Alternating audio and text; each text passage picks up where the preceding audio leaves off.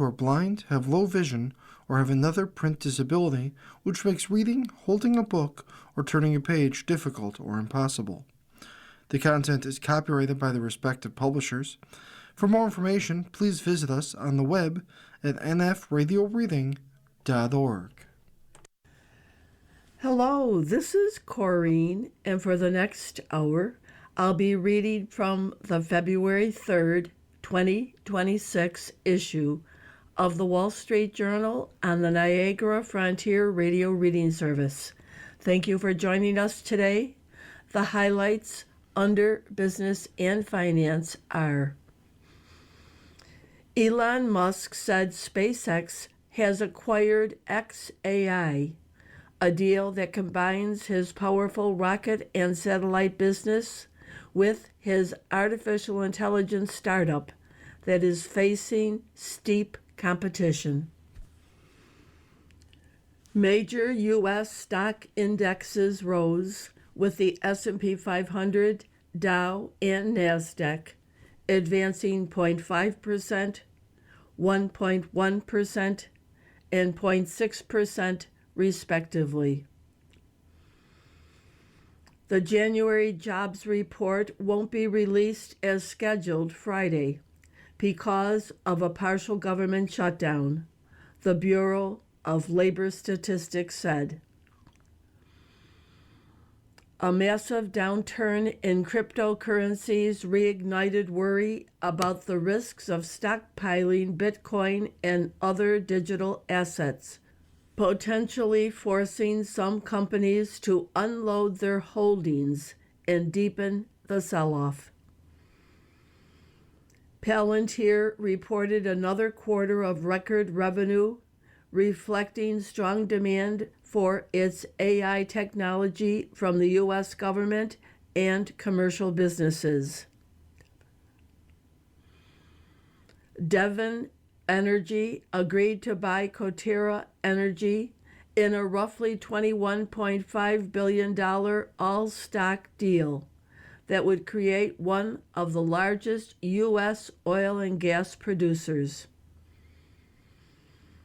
Vanguard said it would cut fees on a quarter of its U.S. funds, bringing the group's average expense ratio across all funds to 0.06%. CBOE is in discussions with retail brokerages to relaunch all or nothing options contracts for individual investors that would vie with prediction markets. Oracle said it plans to raise between $45 billion and $50 billion this year to fund its AI infrastructure build-out. Brookfield will buy industrial real estate investment trust Peakstone Realty in an all-cash deal valued at about $1.2 billion. Now for the key articles under the Worldwide section. A U.S. intelligence official alleged wrongdoing by Director of National Intelligence Tulsi Gabbard in a whistleblower complaint that is so highly classified it has sparked months of wrangling over how to share it with Congress. Trump demanded that House lawmakers back the bipartisan spending deal passed by the Senate and set aside policy demands in an effort to quickly end a partial government shutdown. The U.S. agreed to reduce tariffs to 18% on India, which in turn will stop buying Russian oil, Trump said. Dozens of people have died and thousands are without power nearly a week after a winter storm pummeled much of the U.S. U.S. and Iranian officials are poised to meet in Turkey this week amid efforts by regional powers to find a diplomatic alternative to a clash that risks sparking broader turmoil. Britain's Prime Minister ordered an urgent investigation into a former UK envoy to the US after emails provided fresh details about the relationship between Epstein and the ex-ambassador. Bill and Hillary Clinton made a new offer to give depositions for a House panel's investigation of Epstein. Top Justice Department officials narrowed the role of a lawyer who had been tasked with pursuing matters of interest to Trump and his allies. The Trump administration is preparing to develop a stockpile of critical minerals, aimed in part at overcoming future reliance on China. Elon Musk said his Starlink had stopped unauthorized use of the satellite internet terminals by Russian drones following an appeal from Ukraine. The picture on today's front page shows a mother holding a young child sitting inside a van as a young man on the outside is waving to them. And that caption reads, "Handful of Gazans enter Egypt as border opens." The caption, "Slow start." A Palestinian child waves from a bus evacuating patients and relatives from the Gaza Strip after the Rafah border crossing to Egypt reopened Monday. Only a few passed through the crossing after security screenings caused delays. Articles from the front page follow.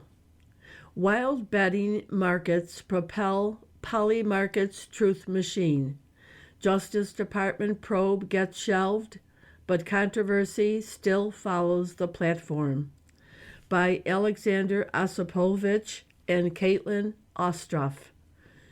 Just before dawn on November 13th, 2024, FBI agents smashed through the door of Shane Copeland's penthouse apartment in Manhattan, barged into his bedroom, and grabbed his phone. Federal prosecutors were investigating whether the cryptocurrency-based betting platform he founded, Polymarket, where users can wager on everything from presidential elections to the identity of the next James Bond actor, was violating laws designed to prevent money laundering.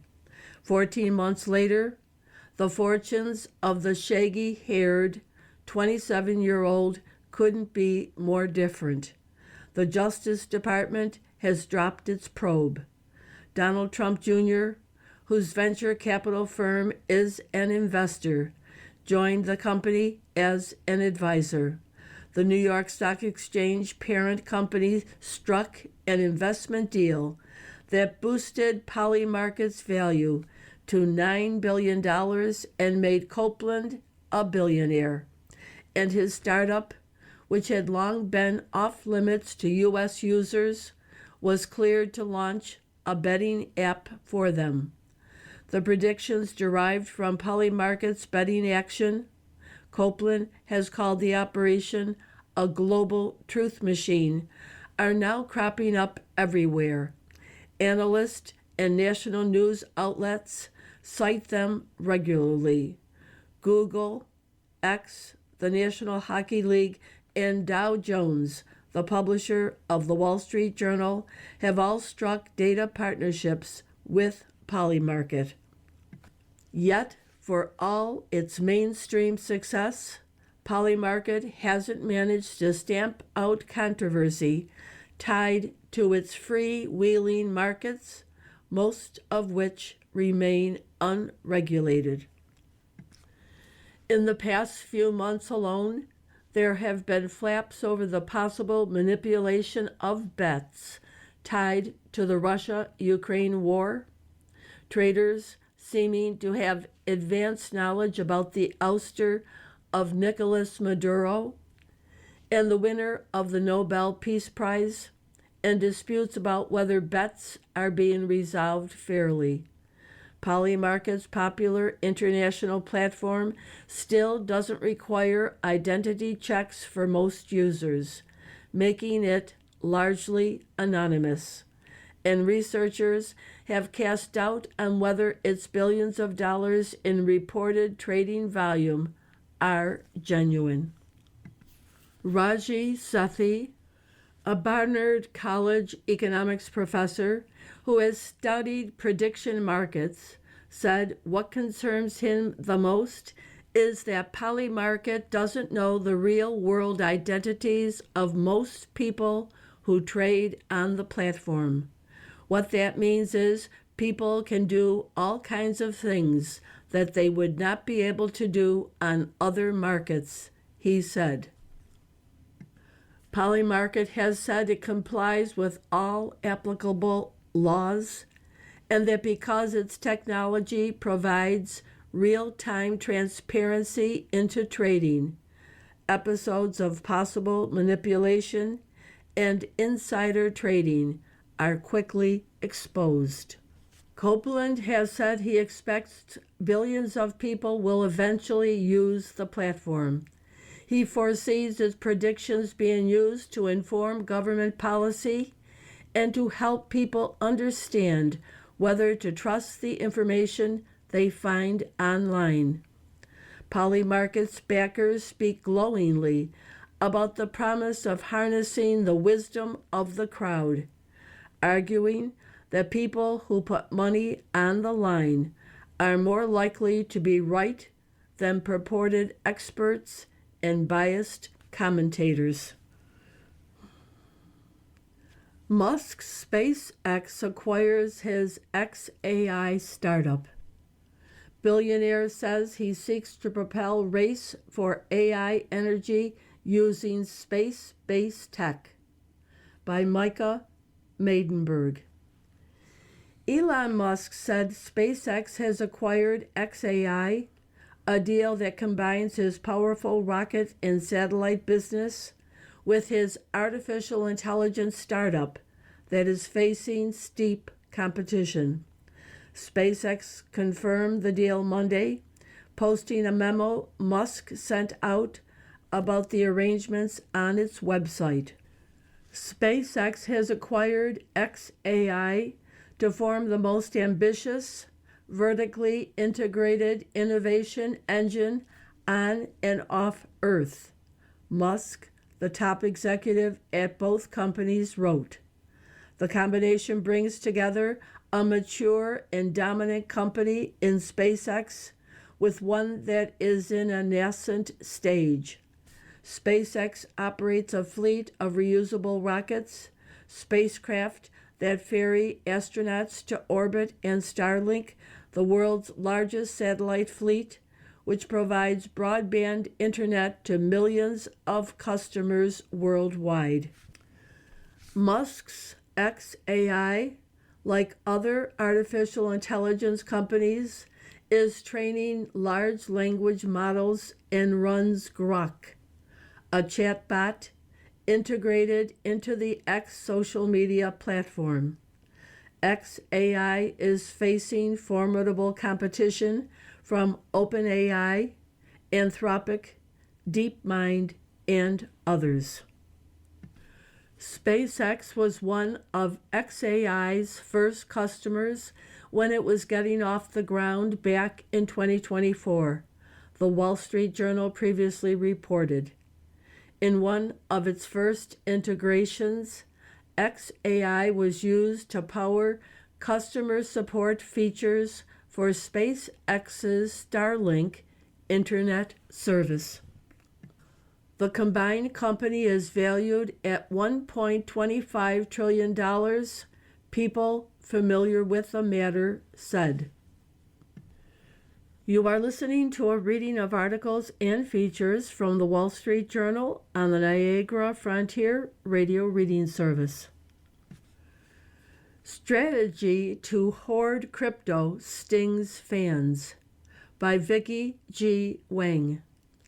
A massive downturn in cryptocurrencies has reignited worry about the risks of stockpiling Bitcoin and other digital assets, potentially forcing some companies to unload their holdings and deepen the sell-off. Bitcoin, Ether, and other digital tokens are in a slump, and the shares of companies that followed Michael Saylor's company, now known as Strategy, in stockpiling crypto are sliding too. The sell-off has investors on edge and on the lookout for signs that will force big firms to dump their holdings, triggering further declines in digital coin prices. Rural towns try to hold back heavy tide of AI by Anvi Bhutani and Amrith Rankumar. Howell Township, a conservative farming area in Michigan, is known for being friendly to businesses. But when a developer proposed converting 1,000 acres of farmland into a massive data center for training artificial intelligence models last year, the community fought back. The town's planning commission and the county's planning commission eventually voted not to advance the project, a potential $1 billion site for Facebook parent Meta Platforms, and the developer recently withdrew its request after Howell Township put a moratorium on new data center development. I assumed Republicans would be for this business deregulation, said Brianne Green, a community organizer who helped start one of the first Facebook groups there opposing the project. That just evaporated. The battle is part of a nationwide resistance to the AI boom, challenging President Trump and others who have embraced the technology. Fearing rising utility costs, job losses, and privacy violations, locals blocked or delayed about 20 projects around the country, representing nearly $100 billion in combined investment in the second quarter of last year, according to Data Center Watch, a research firm tracking the fights. Many of them belong to tech giants including Meta and Amazon.com, fueling battles from Indiana to Oklahoma. Trump's industry-friendly AI strategy has received criticism from other Republicans, including former strategist Steve Bannon and Florida Governor Ron DeSantis, who fought a recent executive order aimed at challenging states that pass AI regulations. Senator Josh Haley, Republican from Missouri, has also criticized AI companies. People are being subjected to rolling brownouts because the Silicon Valley data center that is now plumped down in rural Missouri is sucking up all the energy, Haley said recently. That's outrageous. The Trump administration and a group of governors recently asked the nation's largest power grid operator to take emergency steps to address the issue. The president also praised Microsoft for promising to pay its way on power for its data centers. ChatGPT maker OpenAI made similar pledges. We don't think taxpayers should be asked to pay the burden, especially at the local level, for something that instead should be providing benefits, said Brad Smith, Microsoft Vice Chair and President, in a recent interview. A Meta spokesman said the company works with electricity providers to pay its way on energy while making local investments in the power grid, infrastructure such as roads and nonprofits. The company has data centers across the country in states including Utah and has plans for a huge project in Louisiana. Some towns have imposed temporary moratoriums on data centers, but the projects could still go forward in the future. It is ultimately difficult for many officials to turn down the tax revenue promised by tech companies. Gabbard complaint stalls in her agency by Dustin Volz and C. Ryan Barber, Washington. A U.S. intelligence official has alleged wrongdoing by Director of National Intelligence Tulsi Gabbard in a whistleblower complaint that is so highly classified it has sparked months of wrangling over how to share it with Congress, according to U.S. officials and others familiar with the matter. The filing of the complaint has prompted a continuing, behind-the-scenes struggle about how to assess and handle it, with the whistleblower's lawyer accusing Gabbard of stonewalling the complaint. Gabbard's office rejects that characterization, contending it is navigating a unique set of circumstances and working to resolve the issue. A cloak and dagger mystery reminiscent of a John le Carré novel is swirling around the complaint, which is said to be locked in a safe. Disclosure of its contents could cause grave damage to national security, one official said. It also implicates another federal agency beyond Gabbard's and raises potential claims of executive privilege that might involve the White House, officials said. President demands end of shutdown by Natalie Andrews and Olivia Beavers, Washington. President Trump demanded Monday that House lawmakers back the bipartisan spending deal passed by the Senate last week and set aside policy demands in an effort to quickly end a partial government shutdown.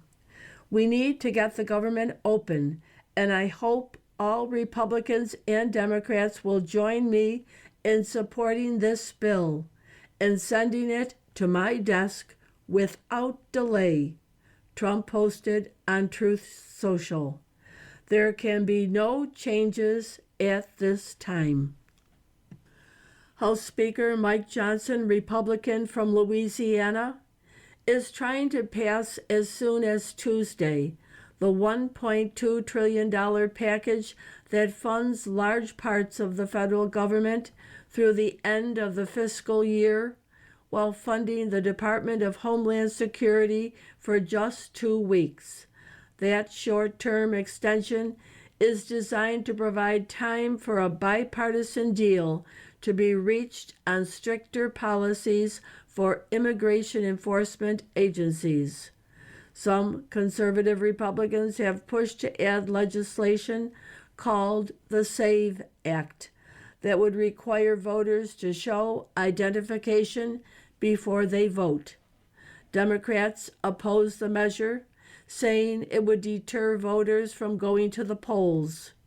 Most states have laws requiring identification to be shown when voting, though many states also grant exceptions. Senate Minority Leader Chuck Schumer, Democrat from New York, warned against any efforts to attach the voting measure. Adding it to the DHS spending bill would be a poison pill that will kill any legislation that it is attached to, he said. Other articles within the paper follow. U.S. Iran poised to meet for negotiations. Kushner, Witkoff, likely to join effort at regional diplomacy to head off a strike. By Benoit Falcon, Summer Saeed, and Jared Malzahn. Senior U.S. and Iranian officials are poised to meet in Turkey this week amid efforts by regional powers to craft a diplomatic alternative to a clash that risks sparking broader turmoil. U.S. Special Envoy Steve Witkoff and Trump's son-in-law Jared Kushner were expected to join talks with Iranian Foreign Minister Abbas Araghi in Istanbul on Friday, people familiar with the matter said. The foreign ministers of Saudi Arabia, Qatar, the United Arab Emirates, Egypt, Pakistan, and Oman have also been invited to join, the people said. The discussions are expected to lay groundwork for addressing a broad range of issues, the people said.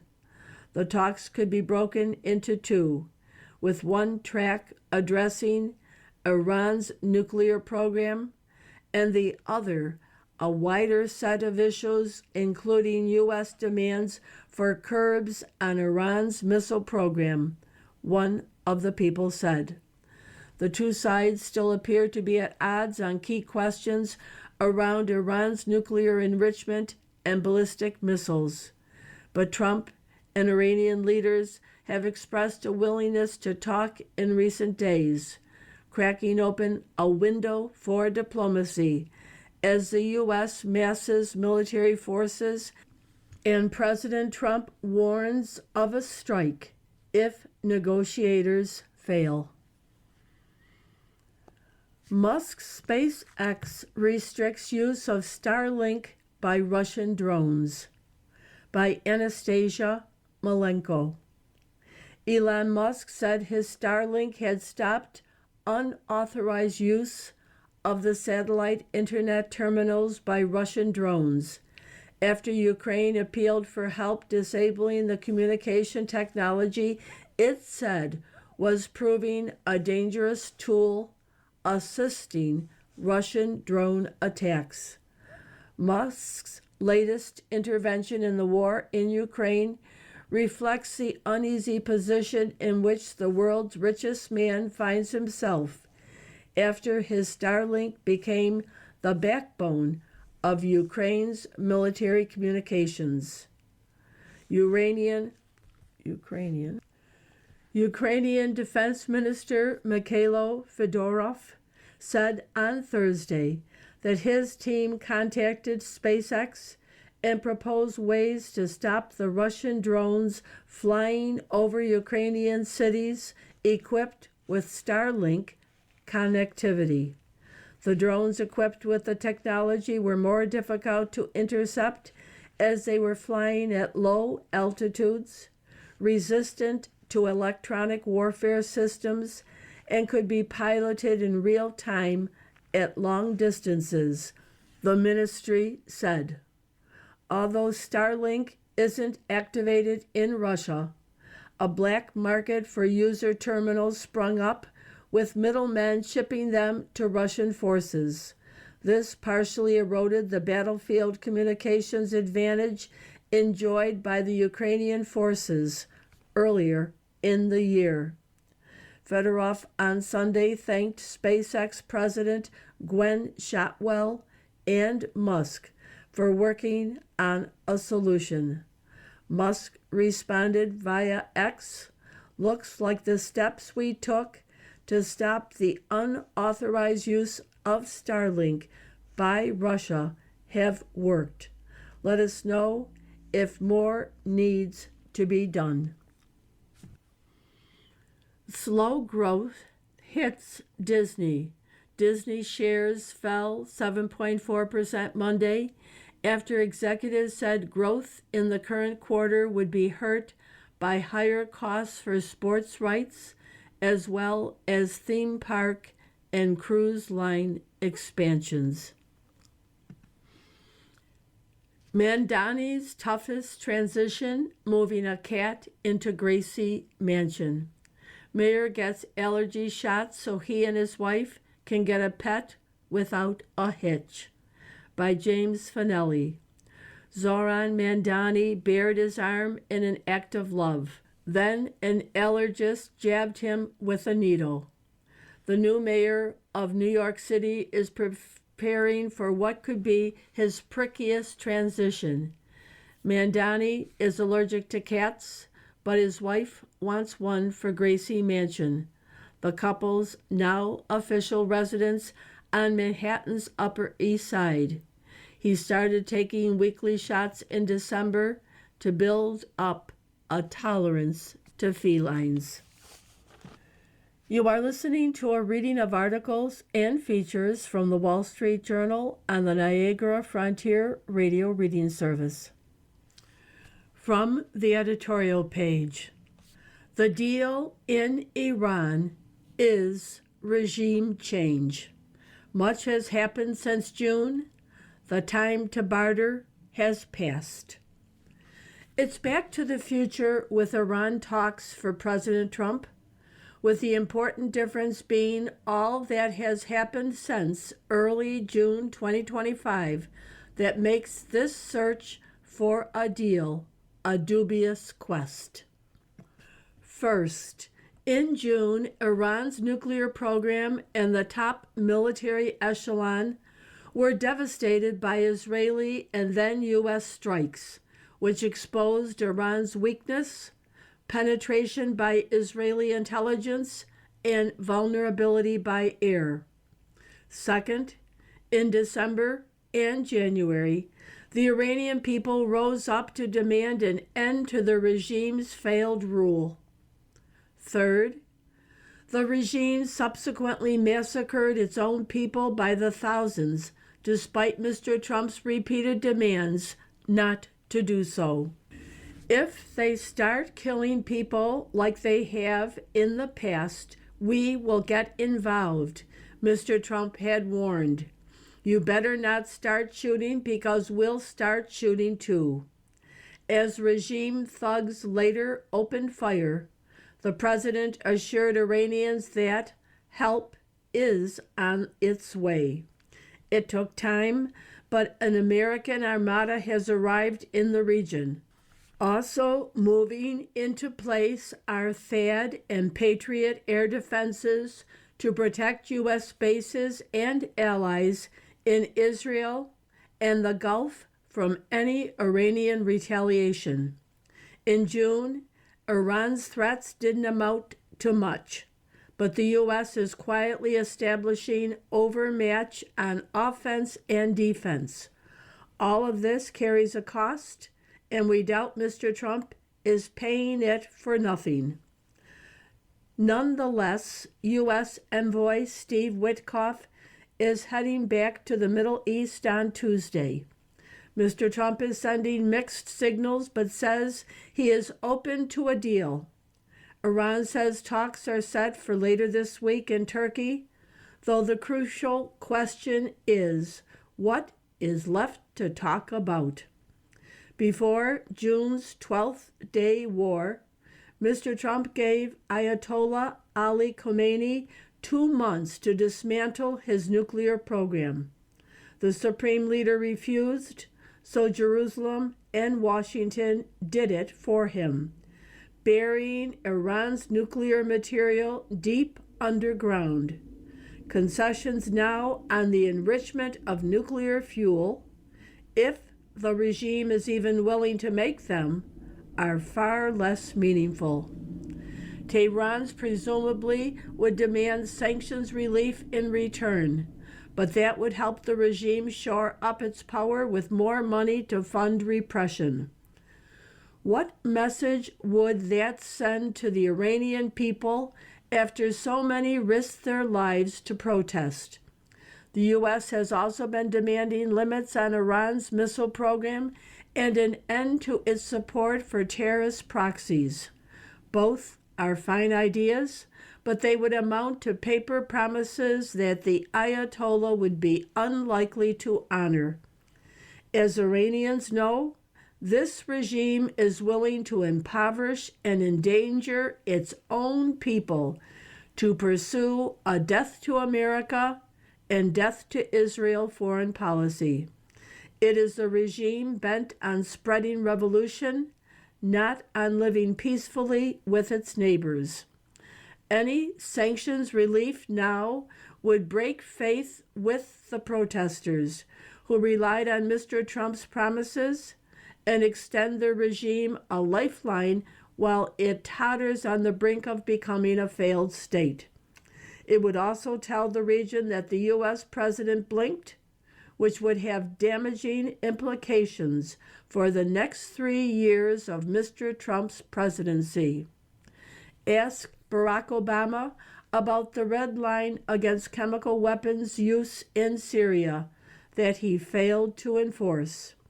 Russia jumped into the vacuum the U.S. left in Syria, then moved into Ukraine, and the result was more bloodshed and tragedy, as U.S. deterrence was seen as feckless.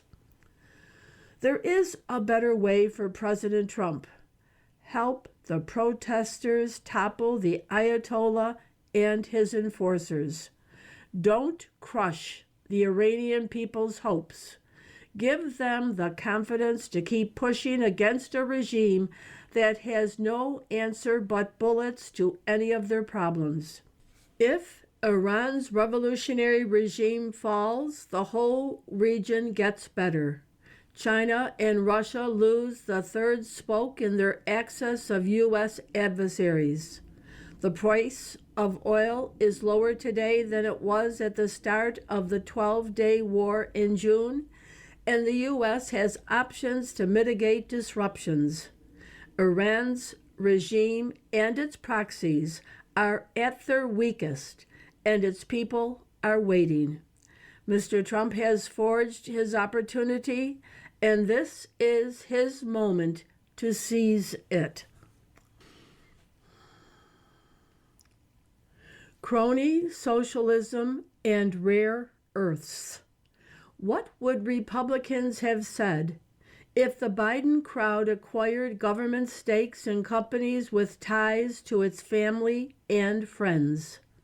Well, that's more or less what the Trump team is doing, to little political objection. State capitalism and political cronyism are in fashion these days, despite a history of failure. The Commerce Department recently announced a $1.3 billion loan and $277 million in direct funding for USA Rare Earth in return for an equity stake and warrants that are worth about 10% of the company. USA Rare Earth is developing a Texas mine that contains 15 of the 17 rare earth elements and a magnet manufacturing plant in Oklahoma.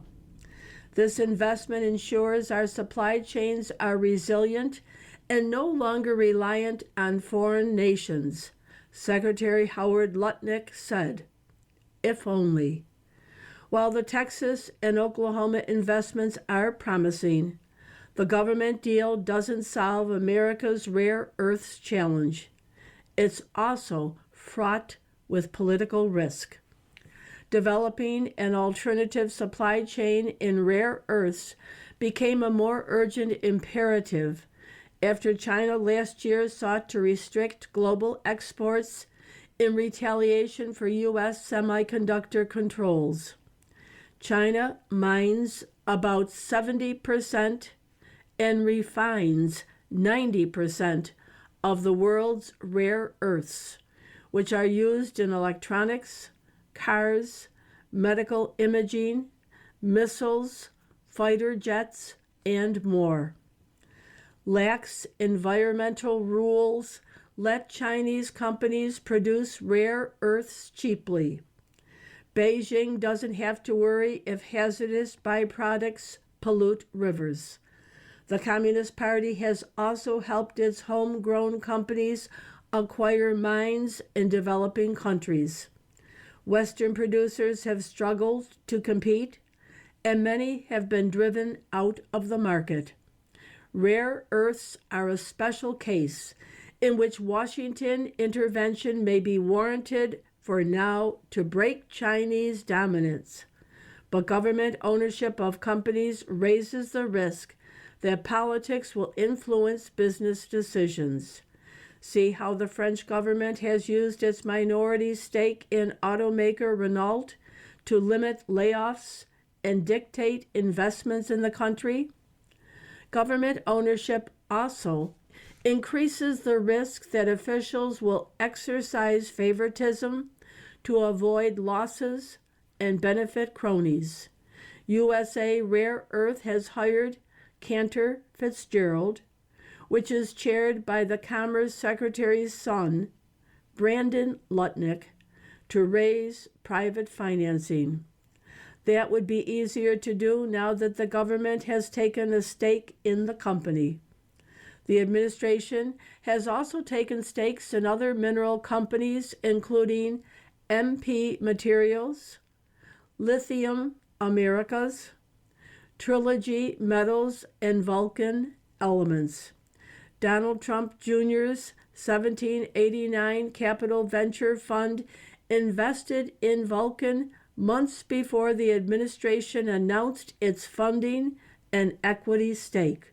Shh, as the young people say. Trump officials don't care about such apparent conflicts, but Republicans in Congress could put limits on state socialism in appropriations bills. Think of how a future Democratic president would imitate the Trump investment model.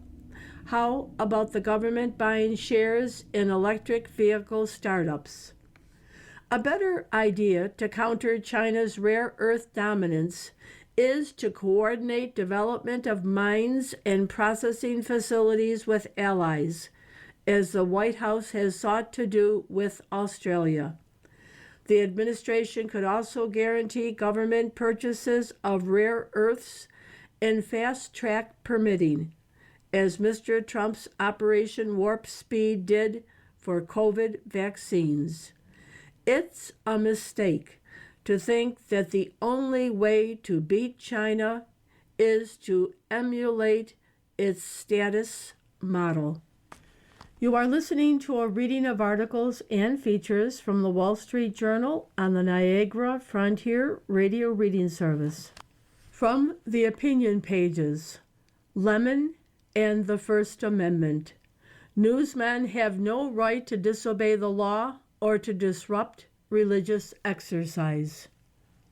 By William McGurn. In Minneapolis, a war is raging, and it's no longer limited to immigration and customs enforcement. Thanks to criminal indictments, the battlefront has moved from city streets to federal courts. At issue are two different rights, each guaranteed by the First Amendment: freedom of the press and freedom of religion. Two defendants invoke the former, while members of the church that was the target of protest invoke the latter. The star of this legal drama is former CNN anchor Don Lemon. On the morning of January 18th, according to prosecutors, Mr. Lemon joined 20 to 40 agitators in a coordinated takeover-style attack on City's Church in St. Paul during Sunday service.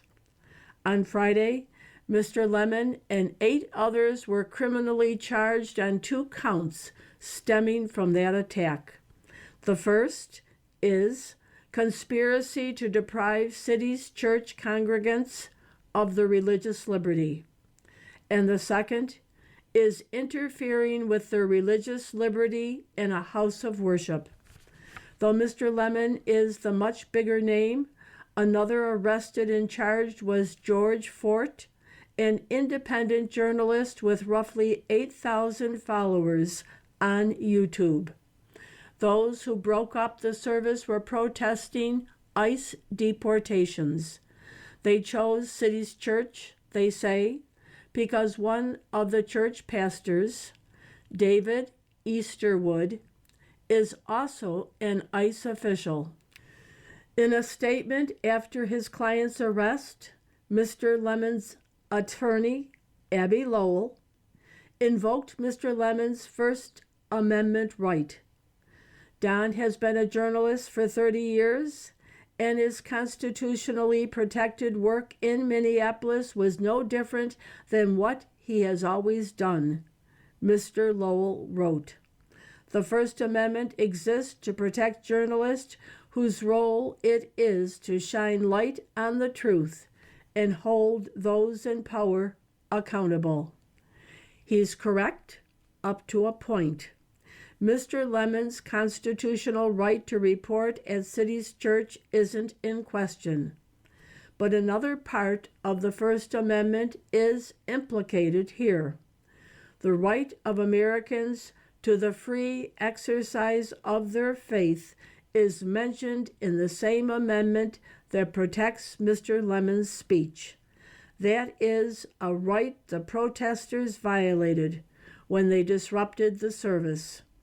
Scott Johnson, a St. Paul resident who writes the Powerline blog, cuts to the heart of the competing First Amendment claims with this question about Mr. Lemon and his fellow City's Church protesters.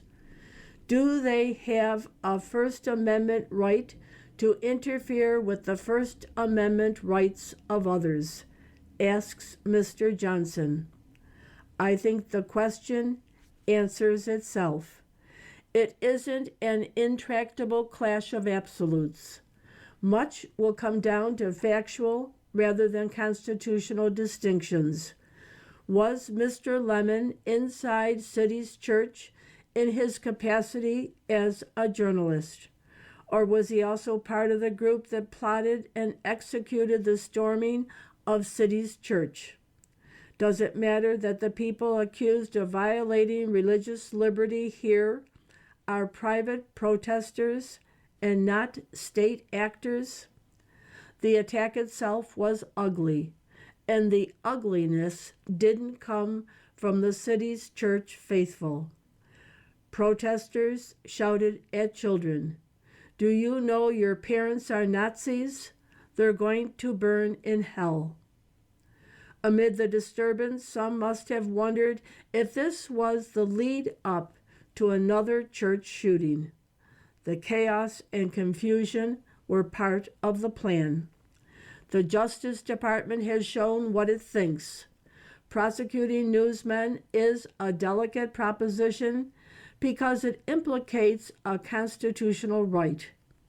But religious liberty is also a constitutional right, even when exercised by mostly white Southern Baptists. Their religious liberty claims haven't received the attention they should from a media almost exclusively worried about Mr. Lemon's claim to First Amendment protections, which he invoked that day. "I'm not here as an activist," Mr. Lemon said during his live stream as the protesters disrupted the church. "I'm here as a journalist." Another fact not getting attention is that the pastor said he asked protesters to leave the church, and they didn't. We'll see how it all plays out in the courts. In the meantime, here's one last basic fact that appears to be misunderstood. The First Amendment doesn't give journalists a right to disobey laws. Don Lemon has exactly the same First Amendment right to barge into a church and disrupt a worship service as I would have to walk into his home and start reporting on his private dinner party. Namely, none at all, says Eric Hashbach, Vice President and Senior Counsel at the Becket Fund for Religious Liberty. Neither journalists nor protesters enjoy any constitutional right to invade someone else's private space to report on the news or proclaim their message. Mr. Lemon's logic, The KKK could claim a First Amendment right to storm a black church during services and stage a protest. That gets the First Amendment completely backwards. Don't betray Syria's heroic Kurds. They share Western values and were instrumental in the defeat of the Islamic State Caliphate. By Bernard Henri Levy. The Kurds are a great people divided into 4 entities, imprisoned in 4 different states: Turkey, Iran, Iraq, and Syria. The Kurds being spoken of the most, although insufficiently, these days, are the Kurds of Syria. They are spoken of because they have been attacked, torn to pieces, humiliated, and murdered by the Arab militias of Ahmed al-Shara, the former jihadist who became the new master of Damascus following the fall of Bashar al-Assad. And they are spoken of insufficiently because this former jihadist is in the process of dismantling the autonomy that the Kurds managed to win inside their Syrian prison at immense sacrifice. How does the U.S. respond to this tragedy?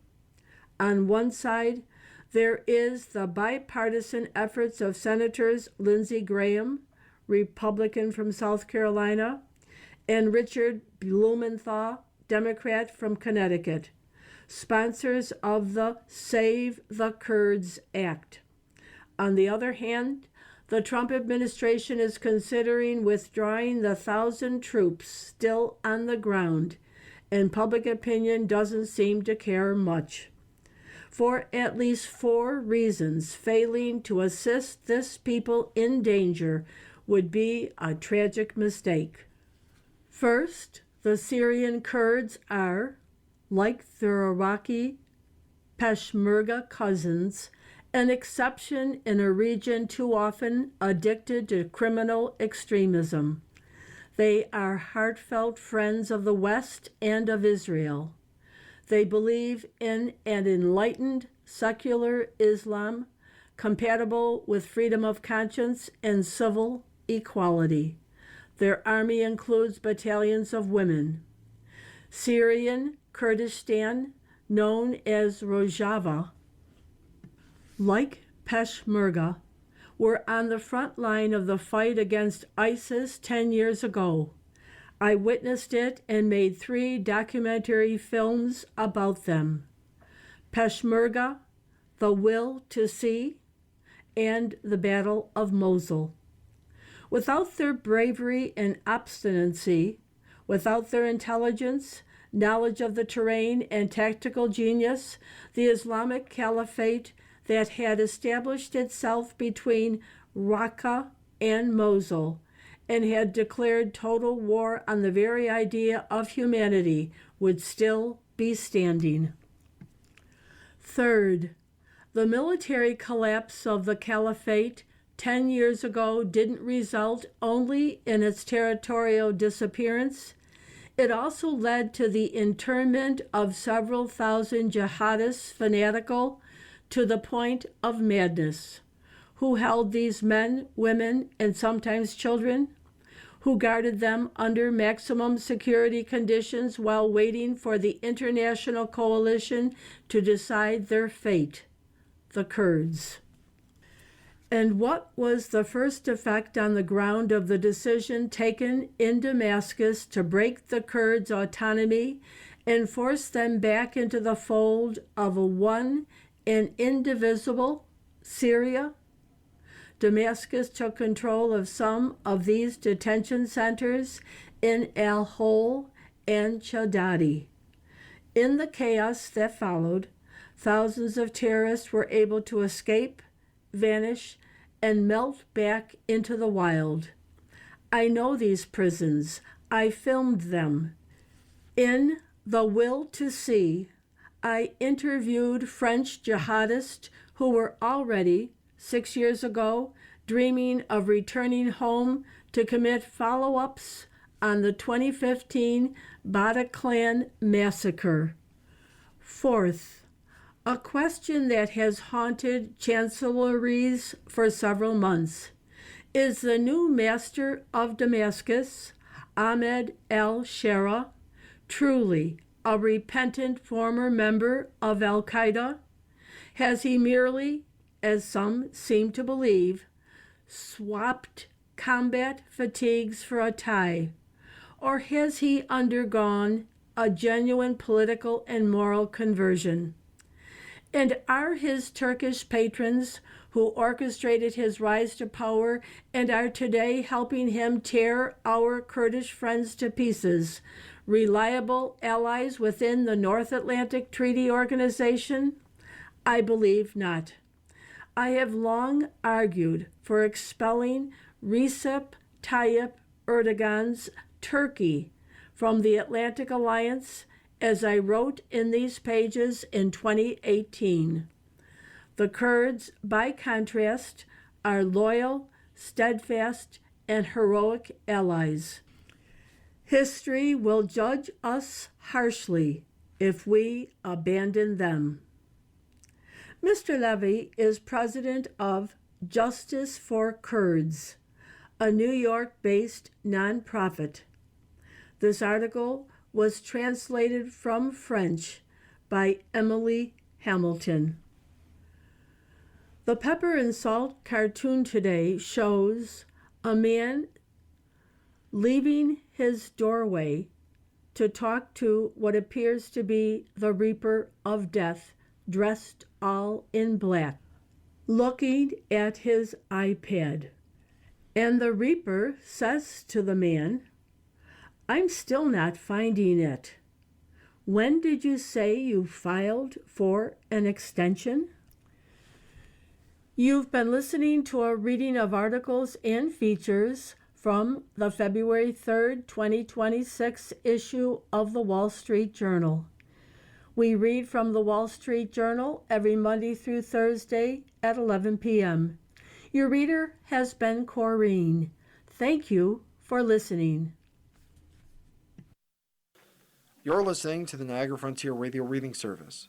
Volunteer radio readers broadcast daily readings, 24 hours a day, of newspapers, magazines, books, and other printed matter to area people who are blind or have a print disability, who are provided reading radios. The Niagara Frontier Radio Reading Service has broadcast almost 40 years of radio readings to those without sight. Our broadcast signal is provided at no charge by WNED. Radio Reading Studios are at 1199 Harlem Road in Cheektowaga. For more information on the Niagara Frontier Radio Reading Service, call 716-821-5555.